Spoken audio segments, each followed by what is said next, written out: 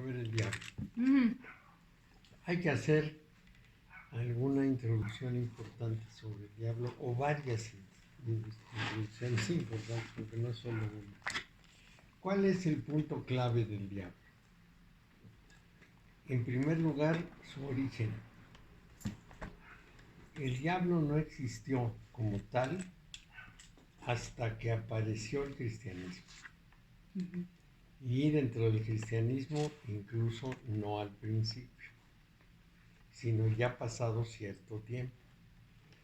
Sí me pueden decir que la palabra Satán aparece en la Biblia, porque aparece en la Biblia. Pero para los judíos, Satán era el enemigo, cualquier enemigo, el enemigo militar, el enemigo religioso o cualquier enemigo, incluso el enemigo de cualquier esfuerzo religioso, religioso en el sentido de disuadirlo a uno o echarlo para atrás en la religión, pero era el enemigo. Ese es el significado de Satán. Cuando apareció la religión cristiana, o sea, no durante la prédica de Jesús, Ujú. no durante el primer siglo o el segundo incluso del cristianismo, sino ya muy tardíamente apareció el concepto del diablo. Y apareció con toda una legión de sujetos. ¿Cuál era el concepto previo? ¿De dónde lo robó el cristianismo?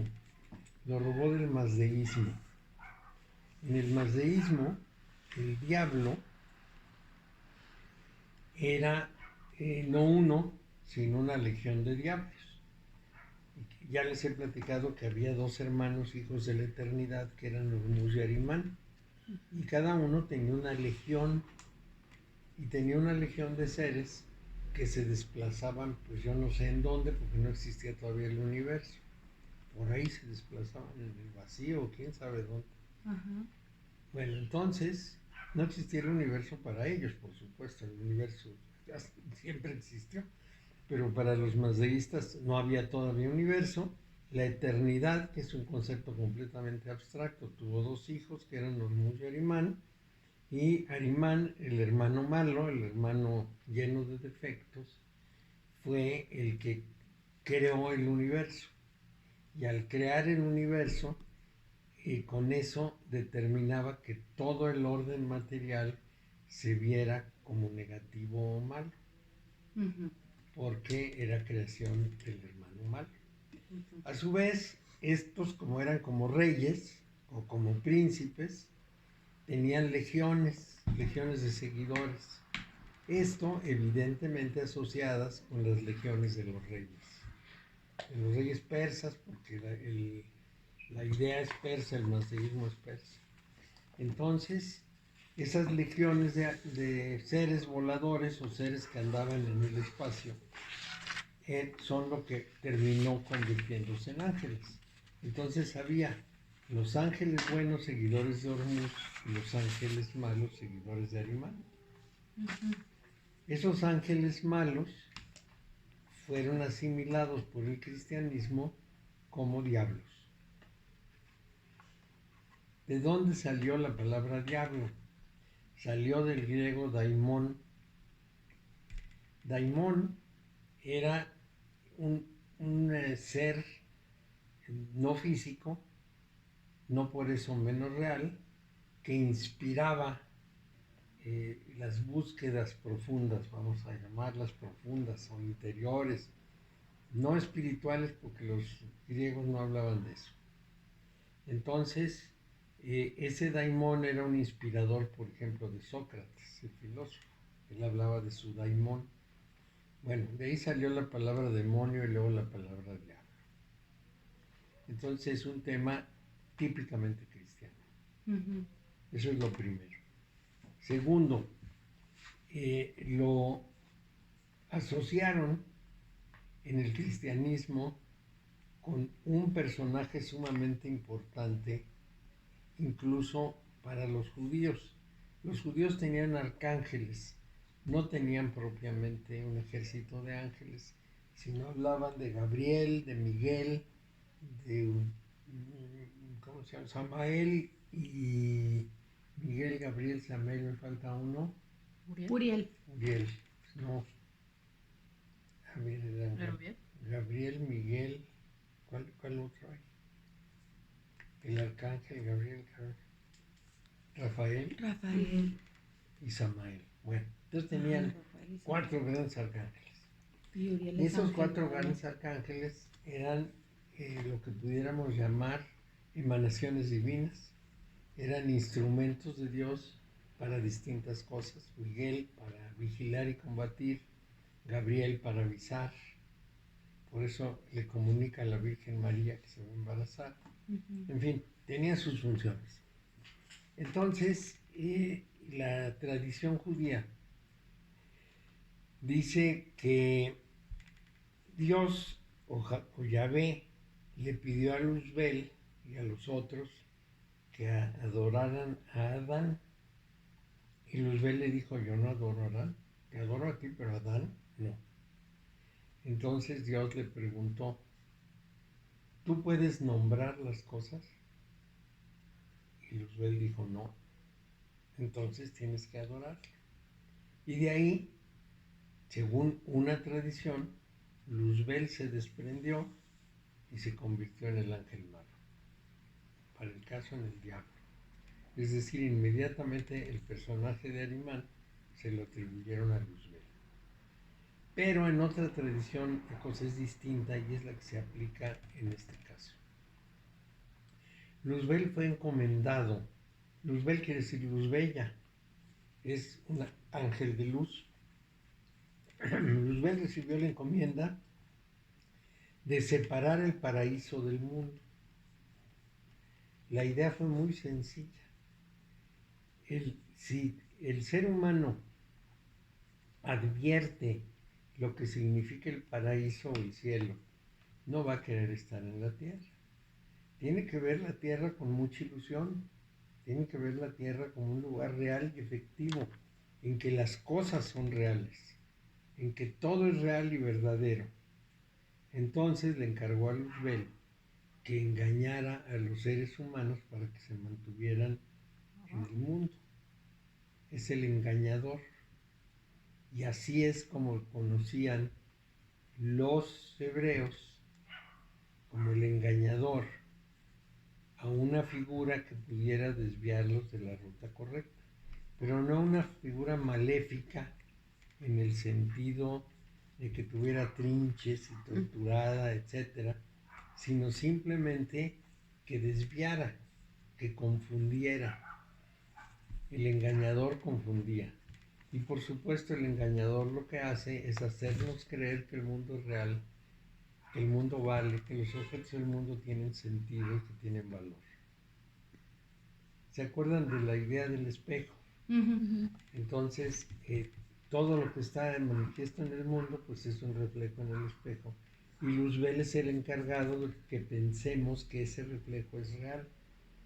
Y al revés, que la otra parte, pues es así como misteriosa, que no sabemos mucho de ella y que es vaga y que no tiene tanta trascendencia como el mundo de los objetos.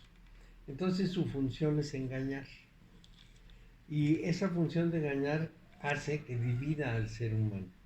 Específicamente en la carta, ustedes pueden apreciar que tiene alas de murciélago, Ujú. cuernos de venado o de reno, Ay, qué una bello. espada sin mango que no se puede usar, presenta una mano como diciendo aquí no hay nada, tiene pechos de mujer, Ujú, sexo de hombre, ujú. pies de ave, total es un engaño completo. Ujú. Sí, Eso es verdad. sí, es el engañador. Y entonces tiene esclavizado al ser humano porque lo divide en dos, su lado masculino y su lado femenino. O sea, el lado racional y el lado caótico, no racional, inconsciente, como le queramos llamar. De manera que Luzbel va a mantener dividido al ser humano y la función de liberación es librarse del engaño.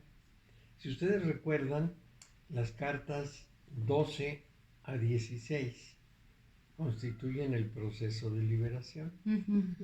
En ese proceso de liberación, esta carta lo que nos expresa es que después de cambiar en la muerte y después de buscar al individuo en la templanza, la persona tiene que librarse de su dualidad, de la contradicción que tiene entre su parte racional y su parte no racional. Se prefiere decir en estas disciplinas de su parte masculina y su parte femenina. Diríamos la parte solar y la parte lunar. Entonces, el proceso de liberación del que hablaba Buda incluso es despertar a la división de nosotros interna en la que caímos por el engaño.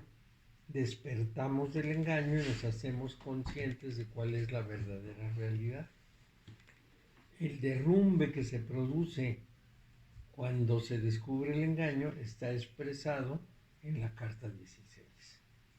Bueno, pero entonces aquí nos describe que el ser humano está internamente dividido para mantener el engaño de la manifestación. La religión católica no tiene una explicación para esa división. No puede explicarnos por qué el ser humano está dividido y por qué tiene que mantenerse en esas condiciones. No tiene más respuesta que el diablo le aconseja al oído y lo desvía. Y ese pues es una posible interpretación. Pero todavía más no tiene explicación de por qué nos tiene que engañar Dios. ¿Por qué nos engaña? Los judíos sí tienen una explicación. Ellos dicen, es que Dios nos necesita tanto como nosotros a Él. Y hay dos vías para explicarlo. Una vía dice, nosotros sostenemos la unidad de Dios porque cada acto en el mundo y cada desviación a la que se le pone el nombre de pecado, pero no como culpa, sino como desviación, y cada desviación, en esencia, dañan la integridad divina, dañan la unidad divina. Entonces, con la oración y con el cumplimiento de los preceptos, nosotros mantenemos la unidad de Dios y somos monoteístas, porque si no lo hiciéramos, se dispersaría en muchos dioses y habría un politeísmo. Entonces, ellos, ¿por qué dicen que Dios nos necesita? Quizá la segunda versión da la explicación. El espíritu puro lo ocupa todo, en donde esté, que no es en el espacio ni en el tiempo, lo ocupa todo. De manera que no tiene oportunidad de movimiento y no tiene oportunidad de evolución. Entonces, generó la manifestación para poder usar la parcialidad de lo manifiesto en un proceso de avance continuo. Lo que es particular sí puede equivocarse, puede vivir en prueba y error y puede evolucionar. Lo que está unido en un solo conjunto ya no puede moverse para ningún lado. El mayor problema que pudiéramos considerar con Dios y en última instancia con el universo desde el punto de vista de la física, pero vamos a empezar por Dios, es que nadie puede testificarlo porque nadie está afuera para verlo. Entonces, no hay testigo para Dios. Nadie puede decir, ahí está y es este. ¿Por qué? Pues porque lo ocupa todo en donde esté. Así es que los judíos dicen que en su propia realidad hizo un hueco, creó el universo en él, y entonces hizo una división, y al hacer la división se hizo la luz. O sea, el que está solo y es él solo, pues no se puede ver. Pero si se parte en dos, uno ve al otro. Se hizo la luz. Apareció la conciencia. Y luego se dividió en miles de partes, que es como un juego de espejo. Esas miles de partes no comprenden, porque están divididas, que en realidad son solamente un juego de espejos, o si se quiere, un confeti hecho con la misma hoja, de manera que sienten la individualidad como una condición natural de su vida, cuando en realidad no hay ninguna individualidad y no hay ninguna división, es solo un juego de espejos, es solo una ilusión. Pero ese juego de espejos permite la acción, la prueba, el error y la evolución. Y entonces eso va integrando la perfección divina, porque siempre está en proceso de perfeccionamiento. No tiene un límite su perfeccionamiento, sino que sigue perfeccionándose. Así es que la división del ser humano tiene una función, que es la función de mantenerlo en la vida experimentando, deseando, buscando, peleando por cosas en su ilusión de que es real, de que vale la pena luchar por él. Y con eso se puede alimentar todo el proceso evolutivo. Cuando una persona descubre que no es tan real ese mundo y se libra del engaño de Luzbel, le ocurre una cosa muy importante, la que decía Buda: no vuelve a encarnar porque ya no le hace falta, ya no tiene deseos, ya no apetece lo que es irreal. Eso es muy importante. Con irreal quiero decir algo tan simple como, si vemos la película de Ali Baba, sería absolutamente inútil fascinarnos con los tesoros y querer poseerlos, porque están en la película. Es exactamente la misma idea. Nosotros nos fascinamos con las cosas del mundo creyendo que son reales y entonces peleamos por ellas, las buscamos, lo que sea, las cosas, objetos, o las cosas, personas, o las cosas, ideas, o la fama, lo que sea necesario, o el poder. Todas estas son ilusiones que perseguimos con mucho ánimo y sentimos que vale la pena dar toda la vida por eso. Slim da toda la vida por ser rico. Putin da toda la vida por ser poderoso. Y no solo Putin, todos los presidentes. Toda su vida es una carrera nada más para llegar al poder, porque les parece que eso es importantísimo. Y es una ilusión, porque cuando termine el periodo se van a su casa y ni quien les recuerde ni a quien le importa. Entonces, más o menos esa sería la misma idea. De manera que el engañador cumple una función muy importante. No lo podemos ver en el tarot, fuera sí, en la religión sí, pero en el tarot no lo podemos ver propiamente hablando como un ser malo.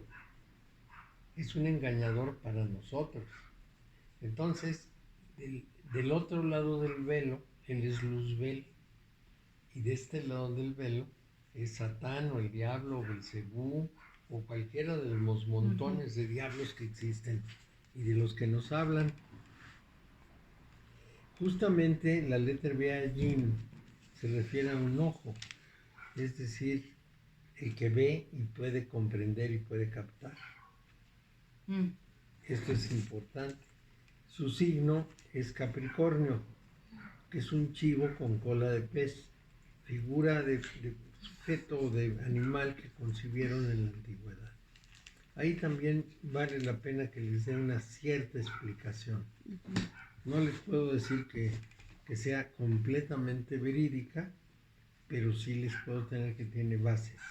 Sí les puedo decir que tiene bases. Bueno, resulta que los sumerios, en sus tablillas de arcilla que nos dejaron con caracteres cuneiformes, nos informan que unos extraterrestres llegaron a la Tierra, que venían buscando oro y plata, que tuvieron que crear a los seres humanos porque necesitaban gente que trabajara las minas. Al principio dejaron a su gente, pero la gente se rebeló porque dijo que las condiciones eran pésimas. Entonces crearon, tomando de los seres que había en la Tierra, tomaron algunos y empezaron a procesarlos a ver cuál podía responder. Y entre las muchas posibilidades, los sumerios muestran dibujos en los que aparecen unos seres que nosotros podríamos llamar muy extravagantes. Leones con cuerpo de humano, humanos con cara de león, cabras que caminan en dos pies, chivos, bueno, de todo. Y entre esos había mezclas, entonces aquí es una mezcla entre un chivo y un pez. La cola es de pez, la cabeza es de chivo, el cuerpo y la cabeza son de chivo. También puede ser una tradición distinta, ya no explicada de esta manera relacionada con los sumerios. Cada pueblo, sobre todo en el Asia, tenía un animal heráldico, un animal simbólico, así como la ciudad de Berna tiene un oso. Pero en China, cada vez que dos pueblos se unían, creaban una figura de un animal que combinaba a los dos. Entonces, el dragón chino no es sino la suma de todos los animales de los distintos pueblos que fueron unificados por Qin Shi Huangdi. Cuando los reinos combatientes, que ya no se podía estar en paz en China porque combatían unos con otros, fueron vencidos y unificados por Qin Shi Huangdi, Qin Shi Huangdi.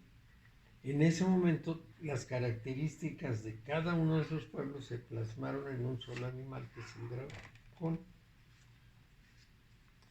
Y eso explicaría, por ejemplo, también a Quetzalcóatl, porque hay una relación muy íntima y muy interna entre la iconografía china, y no solo iconografía, también las figuras de bulto, y la maya. Hay un comparativo, la maya y la mesoamericana. Hay un comparativo que hizo un chino que vino a estudiar al Colegio de México, un hombre bastante culto que aprendió español muy bien y escribió su tesis en español él directamente, que es mucho decir, pues son muy disciplinados. Este hombre nos describe con figuras la cantidad de coincidencias que hay entre el arte chino y el arte mesoamericano. Entre ellas, por ejemplo, las cabezas que están en el templo de Quetzalcóatl, en Teotihuacán, y otras cosas del mismo tipo, poniéndoles el comparativo con lo que tienen en Oriente, sobre todo en China. Entonces, esta mezcla de características para dar un solo animal son el resultado de la unión de pueblos. También podría ser que Capricornio saliera de esa idea. No específicamente de una unión de pueblos, sino que como ya sabían que así se figuraban las cosas, de pronto en el cielo mandaron la figura de Capricornio y la mantuvieron así. Entonces, el chivo siempre se ha asociado con el diablo. En la Edad Media, la Iglesia Católica difundió que las brujas adoraban a un chivo, que en el Sabbat se iban al bosque y entonces hacían una adoración del chivo, que era la forma en que el diablo se presentaba en el mundo. Y bailaban. Bailaban y hacían mil cosas. Una cantidad de ceremonias, el fuego y la noche, en fin. Esto también se puede asociar con la carta 15. Toda esta tradición está contenida en esta carta y entonces el asunto es muy complicado. Las atribuciones de esta carta son el cautiverio, porque tiene cautivo al ser humano, y la alegría. Y claro, esa parte de la alegría nos parece un poco rara, porque ¿de dónde sale que de ahí brotara la alegría? Ahorita lo vamos a ver más adelante. Bueno, se le llama el Señor de los portales de la materia o el niño de las fuerzas del tiempo. Los portales de la materia son precisamente esa parte que divide lo celeste de lo terrestre. La ilusión que tenemos de lo terrestre de la verdad que representa lo celeste. Es precisamente la división o el portal que guarda Luzbel. Niño de las fuerzas del tiempo. Es muy importante también porque las fuerzas del tiempo son las fuerzas del mundo manifiesto. Lo que está arriba es intemporal y lo que está abajo es temporal. Es la inteligencia renovadora, porque el Santo Dios renueva por ella todas las cosas cambiantes que son renovadas por la creación del mundo. Es decir, esa fuerza en contradicción, ese movimiento en contradicción, puede ser un gran generador de realidades. Los mazdeístas específicamente pintaban al rey del mundo y a la luz del mundo en un círculo, como en una rueda de carreta. Y entonces decían que el movimiento de esa rueda era la que daba razón de todo el proceso de la humanidad. A veces dominaba el mal, a veces dominaba el bien, y yendo de esa manera generaban todo el acto de la humanidad. Y por supuesto hay una gran cantidad de condiciones cambiantes y que se renuevan. También alude a los ciclos. En el mundo antiguo, a diferencia de cómo somos nosotros, se consideraba no un tiempo lineal, sino un tiempo cíclico. Si ustedes lo ven, el calendario tal como nosotros lo conocemos se inventó muy tardíamente. Muy tardíamente. Antes decían en el año 15 del reinado de Tiberio, y cuando reinó Tiberio, pues quién sabe. Porque para ellos el mundo era cíclico. Entonces daba una vuelta y empezaba de nuevo. Aparecía primavera, verano, otoño, invierno, primavera, verano, otoño, invierno y daba vueltas. Y no había ninguna necesidad de ver la secuencia lineal. Estamos viviendo aquí y ahora, ¿por qué queremos saber para atrás y para adelante? No nos importa. Entonces, esa condición cíclica es representada siempre por un movimiento cíclico. Puede ser el movimiento de la suástica, o puede ser el movimiento de la Tierra, o puede ser la danza de Shiva que está dando vueltas. Todas estas vueltas son el movimiento o el sistema cambiante que es renovado en la creación del mundo. Entonces, este diablo tiene más que decirnos de lo que aparenta, porque tiene una función muy trascendente. En el hinduismo, Shiva, que es el encargado de esa función destructiva, es visto, sí, con mucho respeto, pero también como el destructor. No se lo ve como un Dios amable, se lo ve como un Dios duro, que hace la danza del mundo. Vishnu es el creador, Vishnu es suavecito, Shiva es duro, Brahma está más allá de todo. Entonces, esa es su función y para eso está. Entonces, en el orden del arquetipo se le llama lógica, lo cual es un poco raro, pero se explicaría diciendo, desde hace mucho tiempo, el mundo de las religiones y el mundo hermético han considerado que hay una asociación entre el pensamiento y el mal, como que el pensamiento indujera al ser humano a cosas que lo alejan del orden natural. Entonces se lo ve como un enemigo. ¿Qué es lo que decimos para la meditación? Hay que parar el pensamiento, aunque no se pare, pero bueno, hacer algo equivalente a parar el pensamiento. Sí. Hay que hacer eso y entonces va a salir del fondo de la persona su verdadera naturaleza. Entonces el pensamiento de cierta manera es un enemigo, es un interruptor. Visto en la época contemporánea lo podemos calificar de una manera algo distinta. ¿Cuál es el problema del pensamiento? Sus limitaciones. Nosotros en nuestra sociedad estamos absolutamente seguros de que el pensamiento lo resuelve todo, pero no es así. El pensamiento resuelve todo lo pensable y hasta ahí. nos ayuda a organizar el caos interno para poder comunicarnos, no más. No necesariamente filtra de manera adecuada lo que le está llegando, ni sus juicios o criterios han sido perfectos. La mejor prueba de que la parte racional de la mente no es precisamente tan capaz, tan buena, tan brillante, es que la filosofía a estas alturas está divididísima y completamente en crisis. Entre los que dicen que toda afirmación tiene que estar fundamentada en hechos comprobables como la ciencia, y los que dicen que eso es imposible. Y la filosofía se detuvo, llegó a su límite. Después de mucho razonamiento y muchos avances y muchas depuraciones, se atoró en ese punto. Y eso es muy importante porque nos dice que el pensamiento no da para tanto.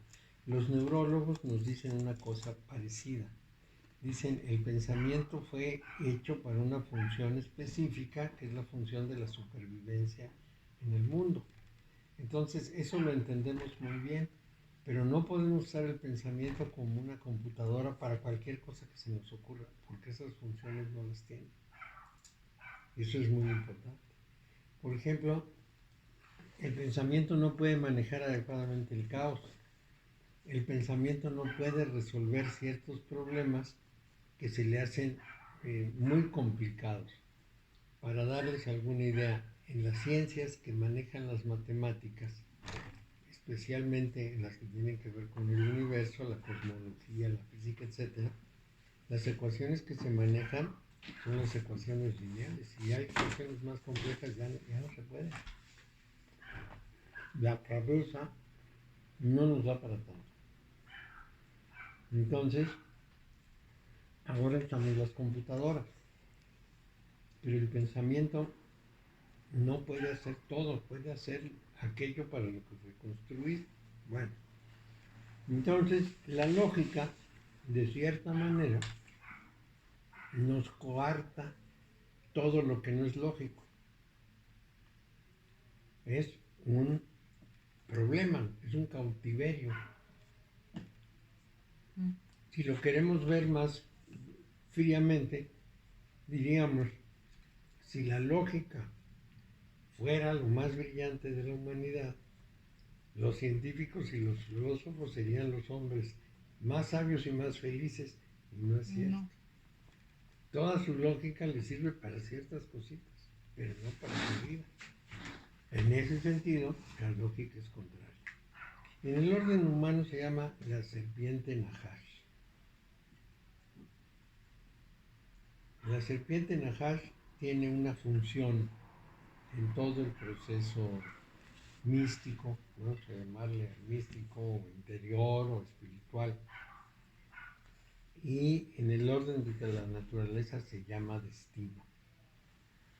Las dos cosas requieren explicación. De la serpiente Nahash vamos a hablar un poquito más adelante.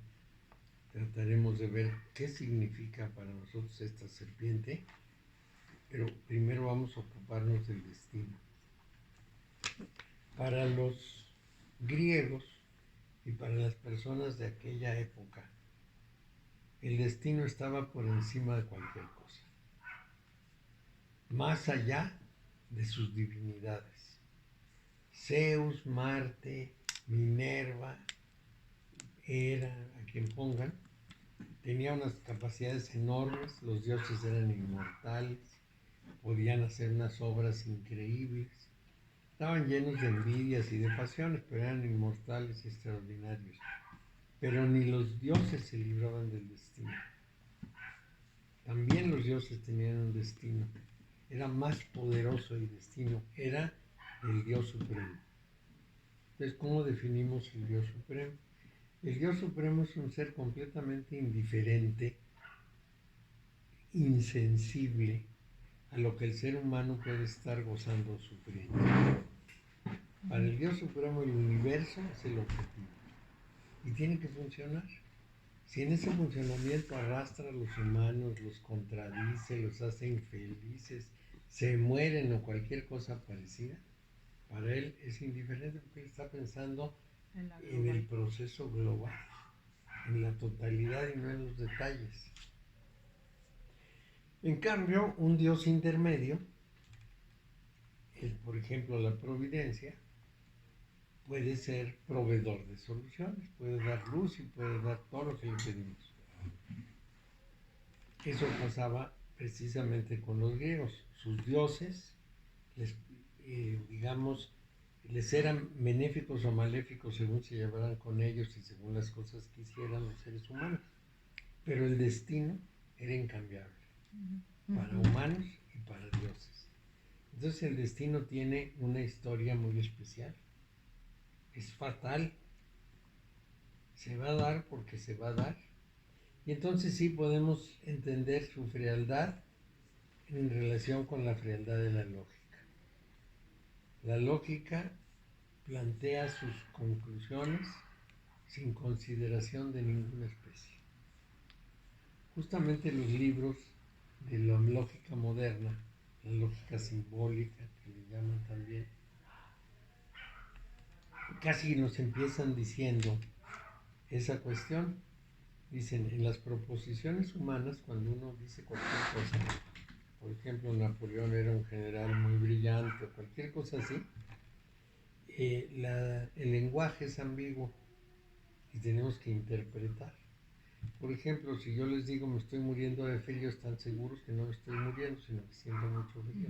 Es un lenguaje ambiguo. Entonces, para pensar la lógica simbólica que empezó a principios del siglo XX, lo que hace es que pone los términos, el término calor-frío, que a lo mejor en mi persona, yo representado por una M, calor-frío representado por una T y una figurita que los liga. Esa figurita tiene que ver con más caliente, más frío. Entonces ahí no hay interpretación posible, es rígida. Entonces aclara muchísimas cosas, digamos, tiene un alto rigor científico, pero para nosotros no solo es fría, sino verdaderamente es atroz. Entonces ese es un problema que nosotros tenemos que recordar. Asociado con la carta 15 está precisamente la atadura que nos hace la lógica. Nos ata a objetos irreales con un procedimiento insuficiente. Y entonces estamos perdidos si nos confiamos completamente en él. Bueno, entonces, este sendero 25, la templanza no es cierto. O sea, dice.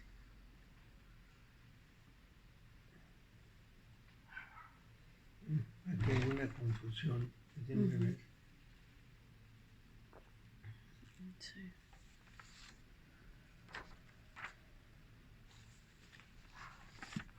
Qué raro.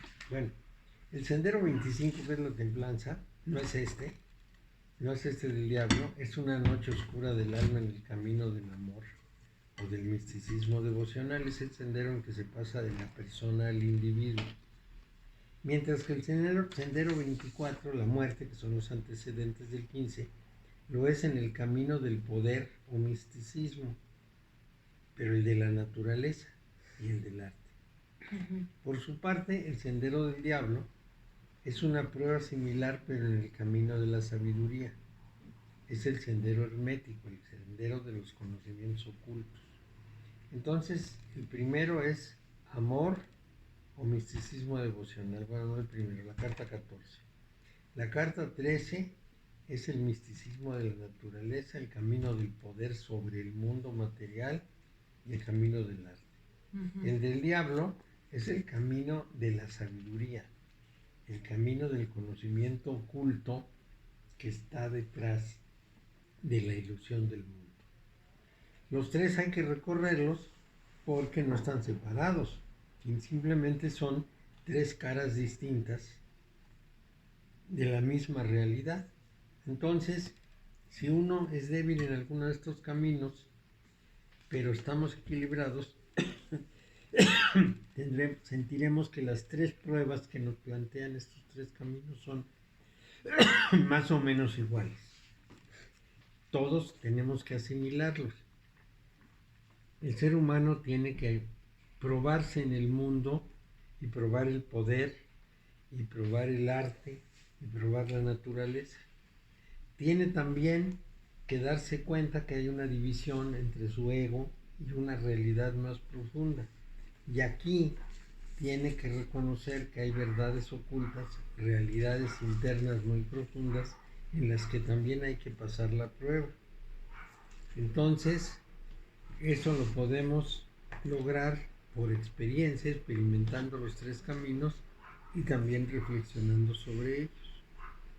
El sendero 24, que es la muerte, prueba todas las emociones. El 25 las aspiraciones devocionales y el 26 va a probar el intelecto. Por eso es lógica.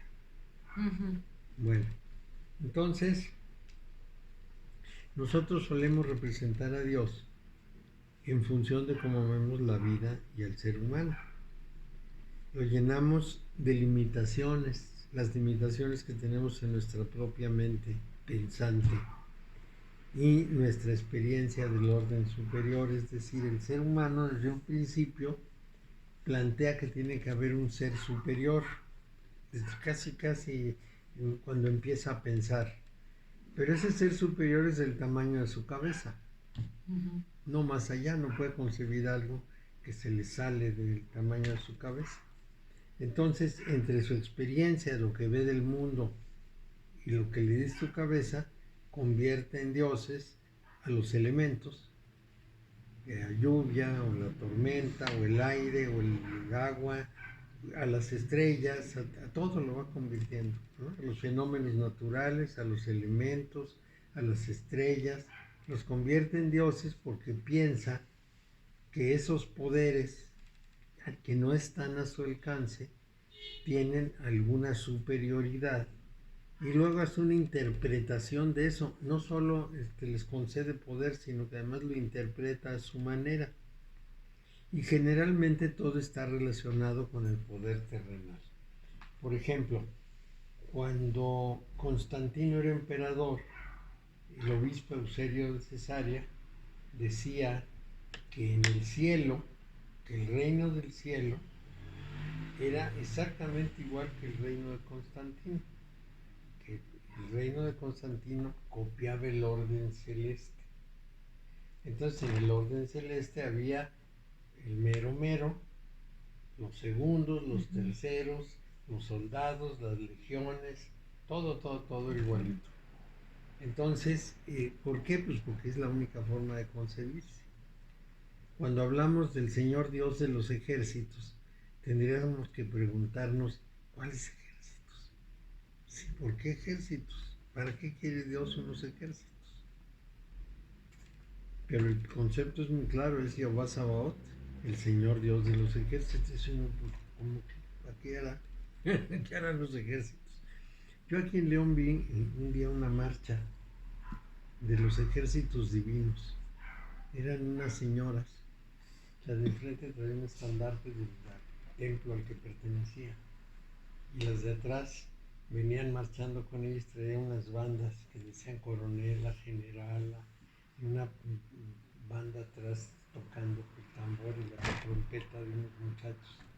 Y así venía un templo y el que sigue y el que sigue. O sea, si estos son los ejércitos divinos, la cosa está muy difícil.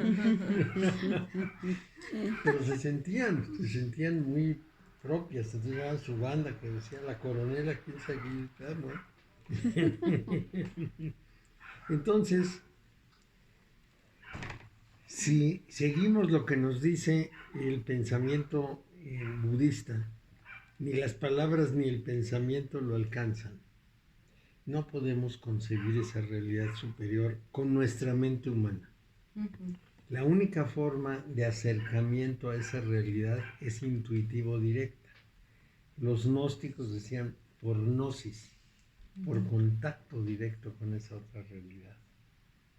Y por eso el Savikalpa, el Samadhi Savikalpa, se concibe como el encuentro con el Dios personal. Es el primero de los samadhis, hay que profundizar más, pero era el encuentro con el Dios personal, pues un encuentro de tú a tú, no un encuentro de razón, porque la razón no estira para tanto. Entonces, para la mente del ser humano, a Dios se lo representa como el ideal del ser humano, de tal manera que tanto su religión como su fe pues, lo presentan como es. ¿Qué piensa del Dios? El Dios perseguidor, el Dios amor, el Dios constructor, el Dios providente, todo esto va con lo que tiene la persona en su cabeza, no con las cualidades o características de un Dios. Así es que tendríamos que verlos de una manera distinta. Si hay un Dios, es incomprensible, es inaprehensible, impensable, inalcanzable. Entonces no le podemos poner cualidades porque lo limitamos. ¿Y qué cualidades les ponemos? Pues las que nos gustan. Dios es bueno, es poderoso, es clemente, es misericordioso y todo lo que nos gustaría que fuera. Y la verdad es que pues ni tenemos idea. Entonces aquí está el problema. Así es que el humano crea esas cualidades divinas. Y en general las personas que de veras saben y que han estado incluso en los grupos religiosos nos dicen que nos abstengamos de representarlo como imagen o como idea. El diablo por su parte es una cosa ilusoria, como son todas las ideas que se fabrican sobre Dios desde el punto de vista humano. Entonces, mientras más se acerca una persona, más paradójico le resulta lo que está más allá, esa profunda verdad universal que no podemos representar de ninguna manera. Obviamente que ha habido unos pleitos terribles. Por ahí del año 800 hubo una batalla religiosa que se llamó Iconoclasta. La reina y la emperatriz, me parece que fue Zoe, declaró que no debería haber imágenes en la religión y mandó destruir todos los iconos que se habían hecho desde el siglo III hasta ese año 800. Los borró del mapa, los quemó y los eliminó. Hubo un pleito muy fuerte con la iglesia de Roma. Después de como 100 años que cambió Zoé y llegó otro emperador y demás, se volvió a aceptar que se hicieran iconos y se regresó a la imaginería religiosa con el argumento de que no era una representación fiel, sino una forma de ayudar a la fe. Que bueno, pues, lo podemos aceptar. Eliphas Levi, que fue un gran investigador en esto, dice que el infinito es el absurdo inevitable que se impone sobre la ciencia. Y Dios es la explicación paradójica de ese absurdo que se impone a la fe. Entonces, el infinito se lo pasamos a la ciencia.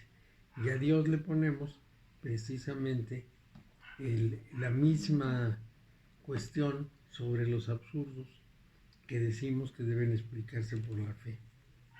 Entonces, todo lo que es absurdo lo componemos con la fe. Es dogma. Sí, claro. Es incomprensible y se convierte en un dogma.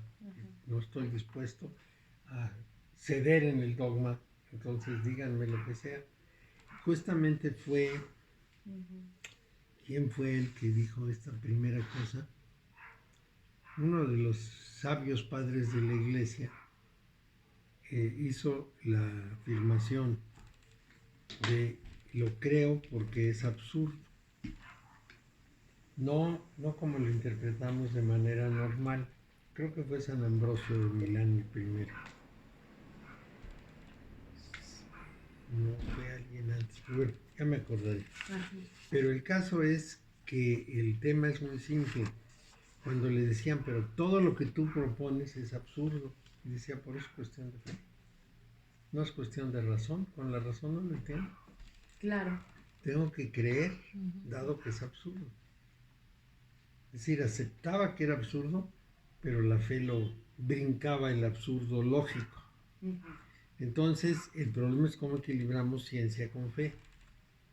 Entonces uno puede ser esclavizado por la ciencia o por la fe, si una no sostiene a la otra.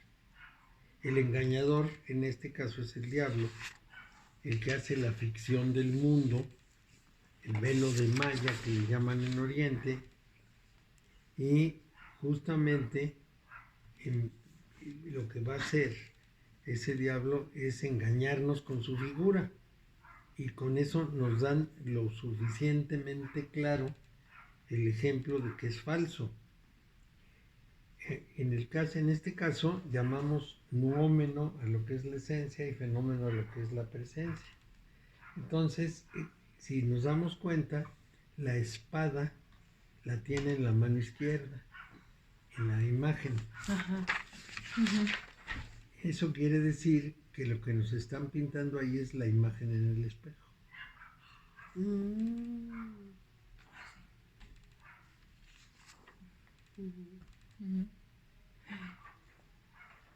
Entonces son todas nuestras dualidades. Sí, nuestros Todos autoengaños. nuestros engaños. Así es. Y toda la lógica mal utilizada. Nos presenta un mundo ilusorio como real. Entonces, hay muchas cosas que nos va mostrando que la figura es completamente irreal, porque Capricornio, el signo de Capricornio en la astrología gobierna todo lo que tiene que ver con autoridad, limitación y concreción, las cosas concretas, limitadas y con autoridad y con mando. Entonces representa ese lado que pudiéramos decir dictatorial. Sí, eso es lo que representa el diablo y lo que representa Capricornio. Ándale. Sí, los Capricornios son muy exigentes. Sí, y todo quieren que se haga como debe hacerse. ¿Ves? ¿Tú eres? ¿Qué tiene eso de malo? Yo quería, yo Es que también. así hacer las cosas bien. Sí, claro. ¿El 3 tú? 18 de enero. Ajá, yo también, el 3 de enero. Mi hermano era el 18 de enero también. Bueno, entonces Eliphas Levi nos dice que es por ignorancia que un ser humano es orgulloso, porque entonces imagina que es una parte fantástica y que tiene grandes virtudes y cualidades, y finalmente nos resulta ridículo. Cuando una persona siente que es el rey del mundo, que es el mejor de todos, que es el sabio, o que es el poderoso, que es el más rico, nos parece no solo ostentoso, sino completamente ridículo. Si es avaricioso, ¿para qué quiere cosas que no son reales? Y además se esclaviza con todo lo que posee. No quiere desprenderse de nada. Si se hace libertino, dice Eliphas Levi, ese abuso moral lo lleva fuera de lo que es el sentido de la vida. Si se odian los seres humanos en vez de amarse, se aíslan en vez de unirse, en vez de asociarse y de cooperar, se corrompen en vez de mejorarse el uno al otro, se destruyen, no se preservan, se debilitan en el egoísmo en vez de fortalecerse en la caridad. Eso es lo que nos dice Eliphas Levi. Nuestra sociedad, como ustedes lo habrán notado ya bastante claramente, es una sociedad competitiva. Nosotros hemos hecho de la competencia la esencia de la vida. Y eso es gravísimo. Y es gravísimo porque resulta que nos dividimos profundamente y en vez de lograr más, lo único que hacemos es tratar de arrebatarle al otro. Y tratar de no cooperar, sino prevalecer sobre los demás. Y el resultado no ha sido especialmente bueno, y sin embargo, en general estimulamos a los niños para que compitan. Siempre. Siempre es un estímulo de competencia. Yo fui a aprender órgano a la Yamaha y cuando terminé mi curso, entré adelantado y había tocado el piano de manera que no me costaba tanto trabajo. Y me dijeron, dentro de unos meses va a ser el concurso. Yo dije, pues yo no quiero ningún concurso. Es que si no concursa no puede pasar al siguiente curso, pues no vengo al siguiente curso. ¿Por qué va a concursar con otros? ¿Por qué va a competir? ¿Por qué a fuerza? Y en una cosa como esa, ¿qué tiene de competencia? No hay forma de competir en cómo toca una persona y cómo toca otra. Pero, Claro, tan subjetiva. sí, pero esa era su ideal, competir, desplazarse, quitarse unos a otros. A mí me parece malísimo, pero bueno, es una competencia. ¿Cuál es la solución? Por supuesto no es la teología. ¿Cuál es el problema de la teología? La teología pretende decirnos muchísimas cosas acerca de Dios.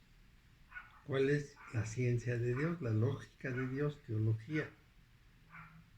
Pues ninguna que sepamos nosotros, porque no lo podemos ni comprender. Entonces, toda argumentación sobre cómo es Dios y por qué es así es una tontería, porque no tenemos en nuestro criterio humano categorías apropiadas para una cosa que rebasa tanto al humano. No explica más que lo inexplicable. El misterio de lo divino no se puede escribir ni estudiar. Entonces, hay que darnos cuenta que decía Levi que solamente con cristales ennegrecidos podemos ver al sol y que solamente de una manera indirecta podemos ver a Dios. Y había que caminar frente a él, frente a su luz, con los ojos bajos. ¿Cómo es la historia? Bueno, pues cuando Moisés se encuentra a Dios en el monte Sinaí y lo quiere ver, Dios le dice, no, tú escóndete y después de que yo pase, me ves por la espalda. No ver directamente a Dios, eso es muy importante. También hay una historia judía que dice que un judío con mucha fe le pedía y le pedía a Dios que se mostrara ante él, hasta que finalmente un día accede Dios y aparece, y entonces lo asusta tanto que se esconde debajo de la cama y le pide que se vaya, porque es una belleza insoportable. Eso decía Rilke en un poema. Decía, todo ángel es horroroso, porque es de una belleza que nosotros no podemos soportar. Es una idea muy interesante.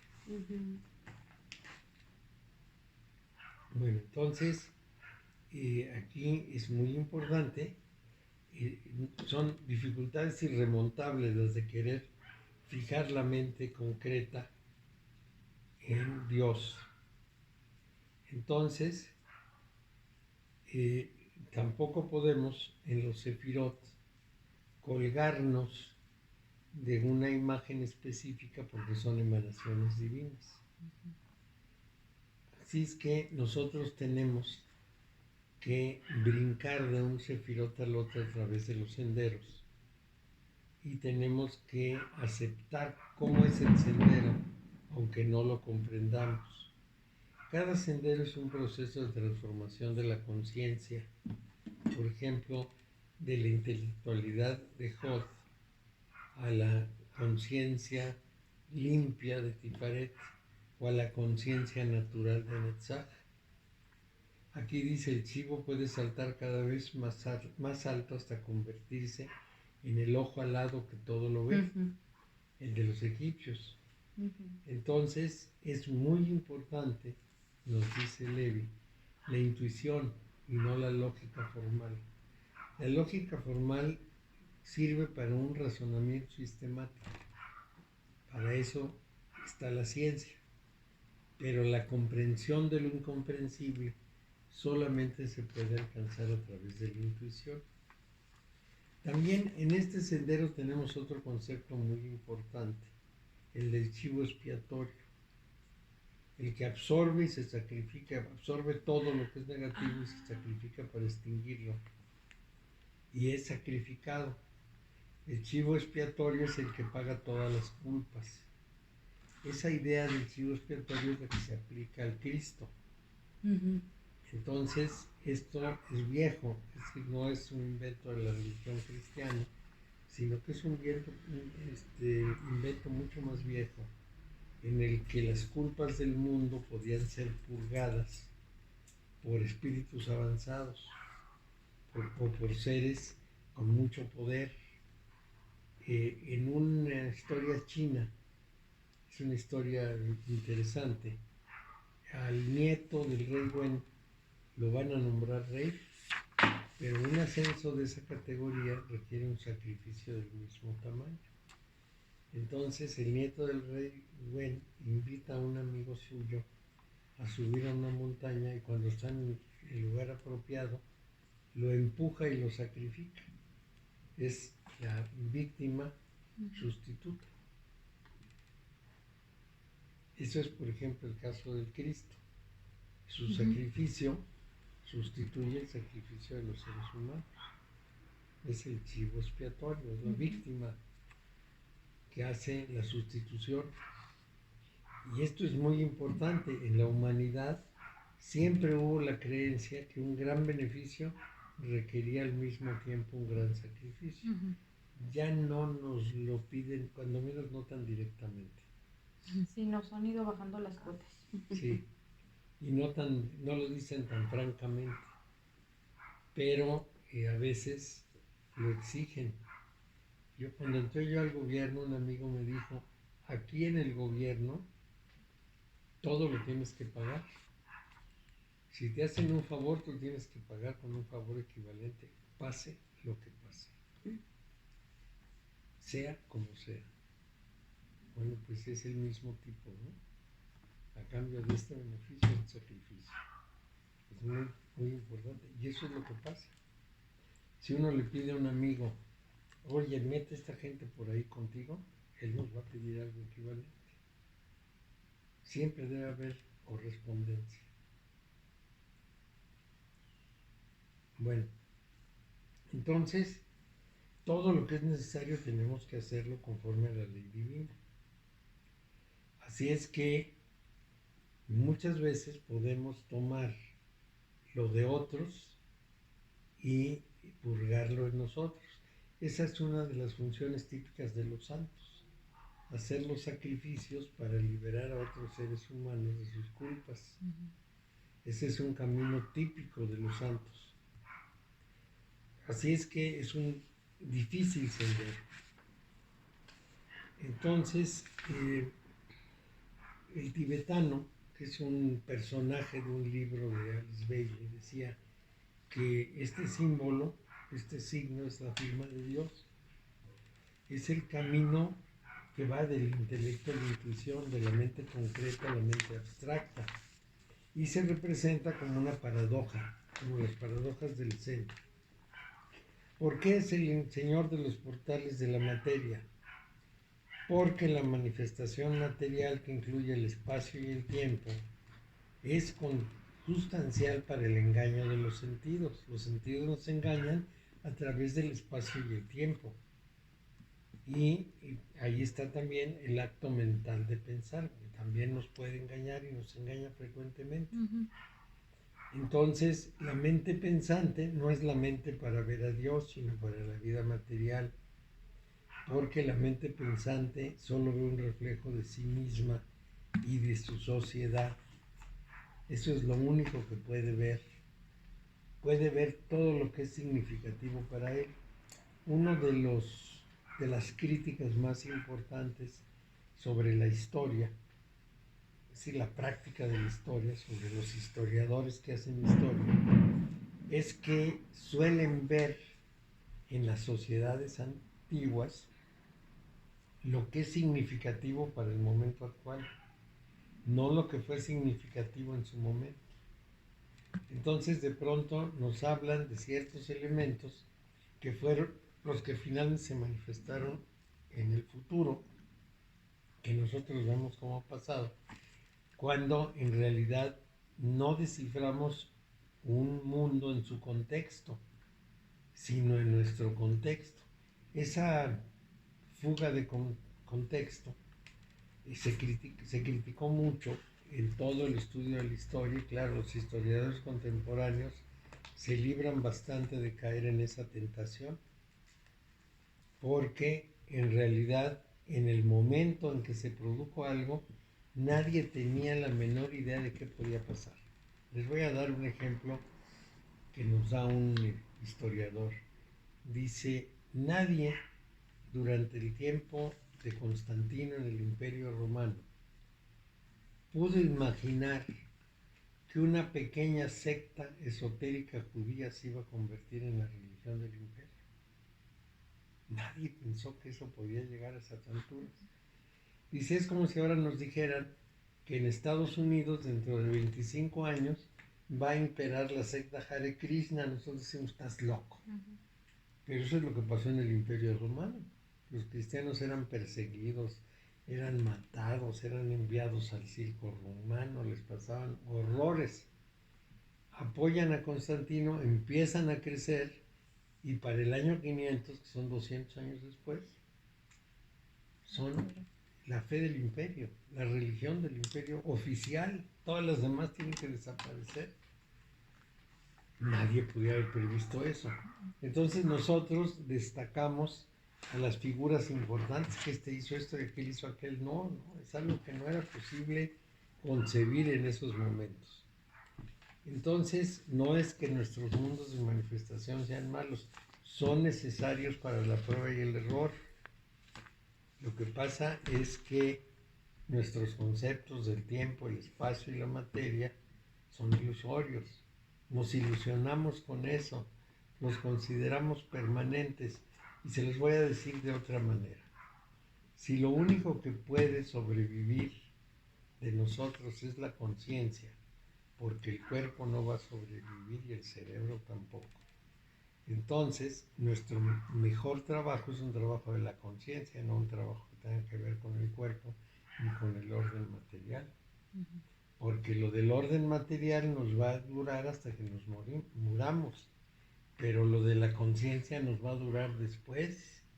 Entonces todo lo que no hayamos hecho en materia de conciencia va a quedar pendiente, aunque hayamos logrado mucho en términos de materia.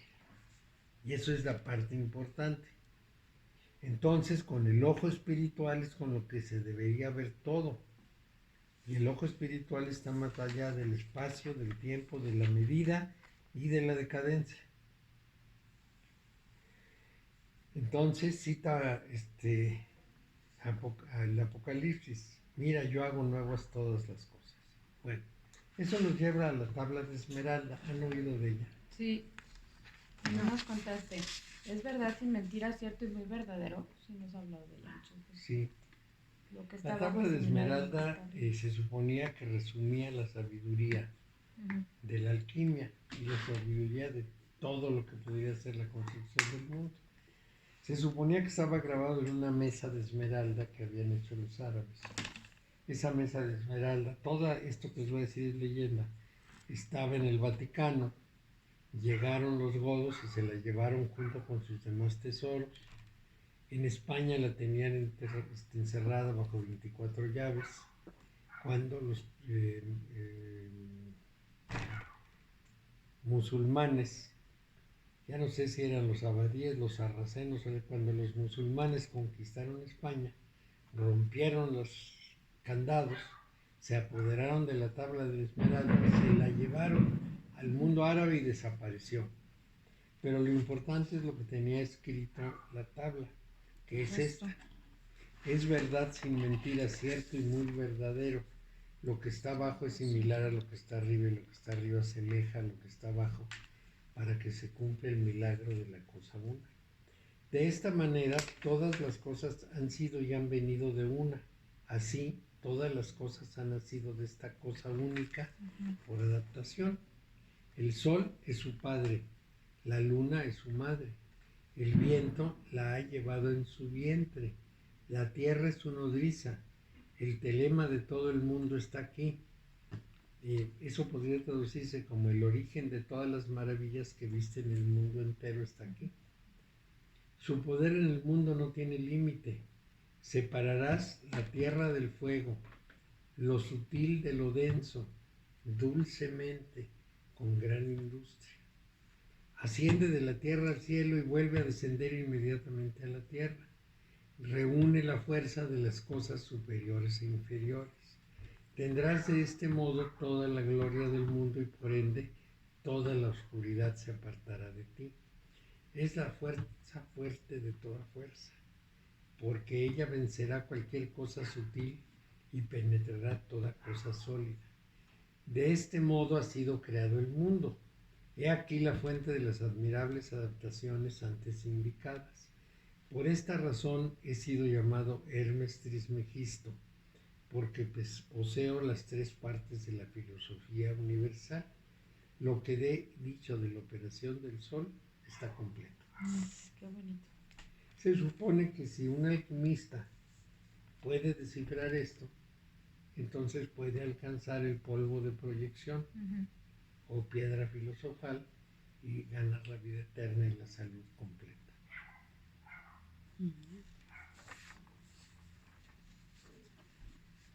La tabla esmeralda normalmente está en latín,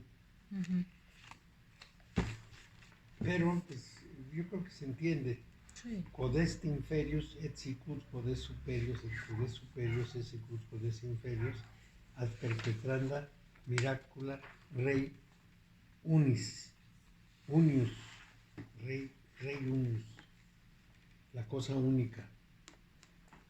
Entonces, este es el diablo y como ven es más o menos complicado.